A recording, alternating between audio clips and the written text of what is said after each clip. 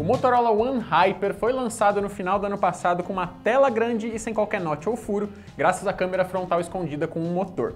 Ele tem um conjunto bem equilibrado de hardware, mesmo com algumas concessões aqui e ali, e chegou aqui no Brasil com um preço de lançamento bem salgado para o que ele oferece.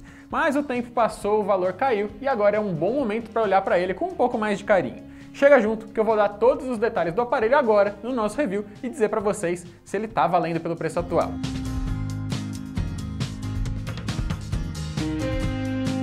Começando pelo design, o Hyper com certeza é o aparelho mais diferentão da linha Motorola One. O maior destaque é a tela grande, sem qualquer interrupção e com bordas finas em todos os lados, com só o de baixo um pouquinho mais grosso. Isso é possível graças ao mecanismo de câmera que abre quando você precisa usar. Partes móveis são mais fáceis de quebrar, mas já faz alguns anos que várias marcas têm aparelhos com recursos parecidos e até agora nós não ouvimos reclamações sobre a durabilidade. O motor fecha automaticamente durante quedas, então é só tomar cuidado para não derrubar o aparelho de uma altura muito pequena com a câmera virada para baixo, e provavelmente vai ficar tudo bem. Também não é uma boa deixar o aparelho se molhar muito porque ele não é a prova d'água e a câmera acaba sendo mais um ponto para os líquidos entrarem no celular. O One Hyper é um aparelho grande e bem pesadinho, então você provavelmente vai usar com as duas mãos a maior parte do tempo. Ele tem vidro na frente e plástico na traseira, o que ajuda um pouco a evitar danos nessa área.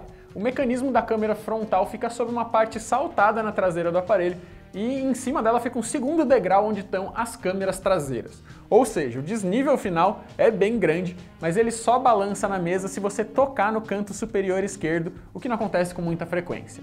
O leitor de digitais fica em uma posição boa no meio da traseira e tem um relevo fácil de identificar.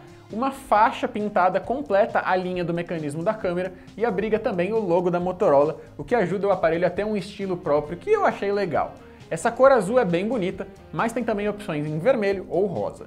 Os botões de energia e volume ficam no lado direito, a entrada para fones de ouvido está presente e fica na parte de cima, e embaixo está a saída de som e o conector USB-C. Uma capinha transparente está inclusa na caixa para ajudar a proteger o aparelho e eu não achei que ela tira muito da beleza do celular. Mas como ela também tem seu próprio desnível na parte das câmeras, ela não resolve o problema do calombo que o celular tem ali. A Motorola deu o nome Total Vision para a tela porque ela não tem nenhuma obstrução. O painel é um IPS LCD de 6,5 polegadas na proporção de 19,5 por 9, então ele não é tão esticado quanto outros que a gente já viu. A resolução é Full HD, com uma densidade de pixels boa o suficiente para imagens bem detalhadas. As cores são balanceadas e você pode escolher nas configurações se prefere elas mais naturais ou saturadas. A intensidade máxima do brilho é boa também. O único ponto em que esse painel perde para um OLED ou AMOLED realmente é nos tons de preto, o que é mais perceptível quando você está assistindo imagens escuras e você está num ambiente escuro também. Mas em geral a experiência de uso nessa tela é sim muito boa. A Motorola continua trazendo um software bem limpo, então quem fizer todas as atualizações disponíveis para o One Hyper vai contar com os recursos do Android 10, bem parecido aí com o padrão da linha Pixel da Google, adicionando as funções práticas de sempre da Motorola que ela coloca nos seus aparelhos.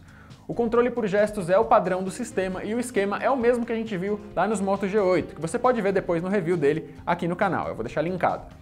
Quem não quiser se acostumar com esses gestos pode ir nas configurações e voltar para os botões tradicionais de navegação. O modo escuro para o sistema está incluso, assim como os tradicionais gestos de acender a lanterna ou de abrir a câmera. Por padrão, no One Hyper essa torcida de punho abre a câmera frontal, mas dá para configurar no app Moto para o aparelho abrir direto a câmera traseira se você preferir. Tem também mais um monte de gestos e atalhos legais que você pode ativar e aprender a usar no app Moto, mas por enquanto nada do Moto Game Time, que é um conjunto de ferramentas para jogos que a gente viu no Moto G8 Power. Se você está vendo esse vídeo no futuro e o One Hyper já está com isso disponível, avisa aí nos comentários também que a gente agradece. O Motorola One Hyper traz especificações iguais às do celular top de linha de 2019 da empresa, que é o One Zoom. O processador é o Snapdragon 675 e as memórias incluem 4 GB de RAM e 128 de espaço interno. Dá para usar o cartão microSD para expandir o armazenamento, mas a bandeja é híbrida, então quem quiser mais memória não vai poder usar 2 chips de operadora ao mesmo tempo. O desempenho é mais que o suficiente para rodar ali as tarefas dos apps cotidianos sem enroscos frequentes ou travamentos. A troca de apps é rápida e a usabilidade em geral é fluida. Não chega a ser no nível de smartphone de ponta, mas também não incomoda em nada. Ele consegue rodar mesmo games pesados sem grandes sufocos, mas também sem muita folga. Por exemplo, o One Hyper não consta como um dos aparelhos compatíveis oficialmente com Fortnite, mas baixando pela loja da Epic você consegue sim jogar sem quedas perceptíveis de desempenho, só que apenas na configuração de baixa qualidade.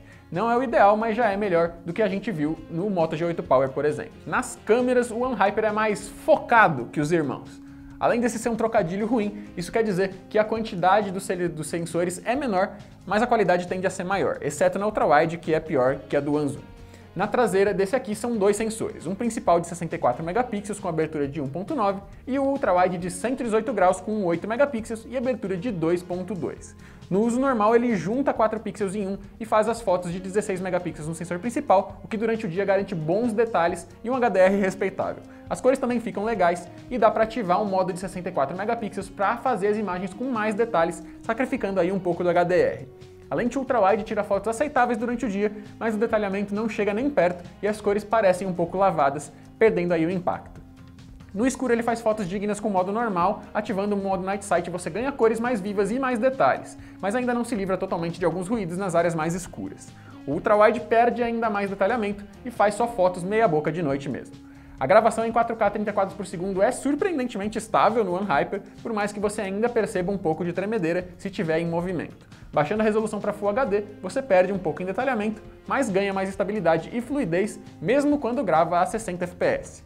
Para selfies, o sensor que fica no motorzinho tem 32 megapixels e abertura de 2.0. Por padrão, ele junta pixels e faz fotos de 8 megapixels, mas nas configurações dá sim para mudar isso para a resolução máxima.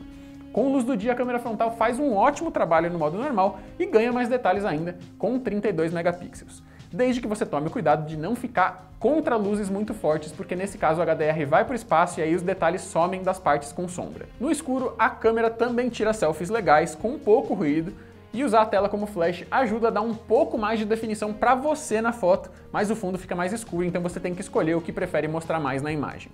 O modo Night Vision tem para a câmera frontal também, mas eu não notei vantagem nele sobre as selfies normais. Na bateria, o OneHyper vem com reservas de 4.000 mAh. Com isso, ele geralmente aguenta um dia de uso comum, sem grandes dificuldades, e mesmo nos dias em que eu abusava com algumas horinhas de jogos online, eu geralmente só precisava maneirar um pouco mais durante a tarde. Ou seja, nesse ponto, o G8 Power manda melhor, mas esse aqui também não é ruim. É na recarga que o OneHyper realmente supera os outros celulares da Motorola. Isso por causa do carregador de 45 watts que dá o nome para o celular. Com ele, o aparelho vai de 0 a 67% em meia hora e completa o 100% em 1 hora e 5 minutos, o que é bem legal. Não tão legal assim é que o cabo dele é USB-C nas duas pontas, então não dá para usar com computadores e acessórios que tenham só USB tradicional. Você vai precisar de um cabo separado para isso. Sobre o som, o aparelho tem só um alto-falante para mídia virado para baixo, naquela posição tradicional que é fácil de cobrir com a mão quando você segura ele na horizontal. Tirando isso, o som alcança volumes fortes e tem uma qualidade que não impressiona, mas é legal. Também tem um bom fone de ouvido intra-auricular incluso na caixa, e por fim, além da posição boa, o leitor de digitais também funciona direitinho e desbloqueia o aparelho bem rápido.